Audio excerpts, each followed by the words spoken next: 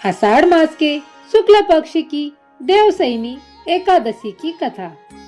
धर्मराज युधिष्ठिर बोले, हे भगवान, आषाढ़ माह के शुक्ल पक्ष की एकादशी का क्या नाम है और उस दिन कौन से देवता की पूजा होती है तथा उसकी विधि क्या है, सो विस्तार पूर्वक कहिए।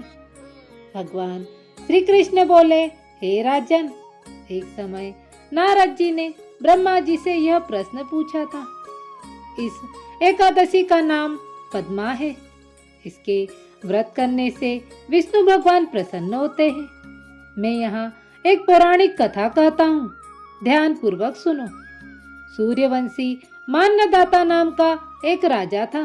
एक समय उस राजा के राज्य में 3 वर्षों तक वर्षा नहीं हुई, जिससे राज्य में अकाल पड़ गया और राजा अन्न की कमी के कारण अत्यंत दुखी रहने लगा। एक दिन राजा प्रजा से बोला, वर्षा न होने से आप लोग बहुत दुखी हो। अपने राजा के पापों के कारण ही प्रजा को दुख भोगना पड़ता है। मैं बहुत सोच विचार रहा हूँ कि फिर भी मुझे कोई अपना दोष दिखलाई नहीं पड़ रहा है। मैं आप लोगों के दुख को दूर करने के लिए बहुत यत्न कर रहा हूँ। ऐसा कहकर राजा मान्यदाता भगवान की पूजा कर कुछ मुख्य आदमियों को साथ लेकर वन को चल दिया। वहां पर ऋषियों के आश्रमों में घूमते घूमते अंत में ब्रह्मा के पुत्र अंगिरा ऋषि के पास पहुंचा। राजा ने उनके सम्मुख प्रणाम कर कहा, हे महर्षि, मेरे राज्य में 3 वर्षों से वर्षा नहीं हो रही है। इससे अकाल पड़ गया है और प्रजा महान दुख भोग रही है।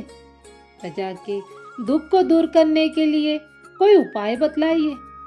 इस पर वह ऋषि बोले, हे राजन, यह सतयुग सब युगों में श्रेष्ठ है।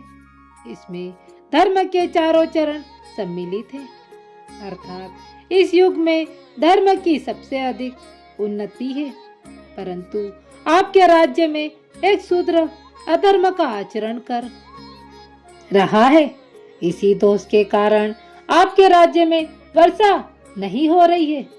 यदि आप प्रजा का भला चाहते हैं तो उस अधर्मी को मार दीजिए। इस पर राजा बोला, हे मुनिवरों, वह अधर्मी शूद्र है और शूद्र पर मैं शस्त्र नहीं उठा सकता।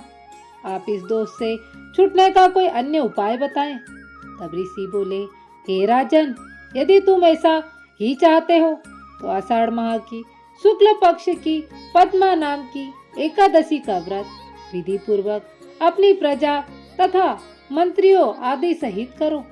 इस व्रत के प्रभाव से राज्य में वर्षा होगी और प्रजा सुख पावेगी, क्योंकि इस एकादशी का व्रत सब सिद्धियों को देने वाला और उपद्रवों को शांत करने वाला है।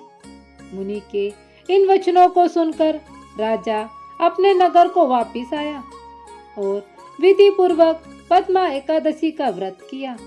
उस व्रत के प्रभाव से राज्य में वर्षा हुई।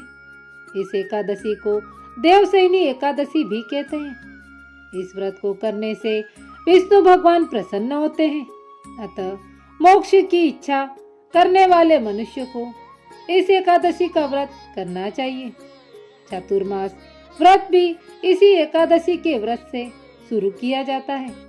चातुर्मास व्रत सांसारिक एवं परलौकिक सुखों की प्राप्ति का अच्छा साधन है।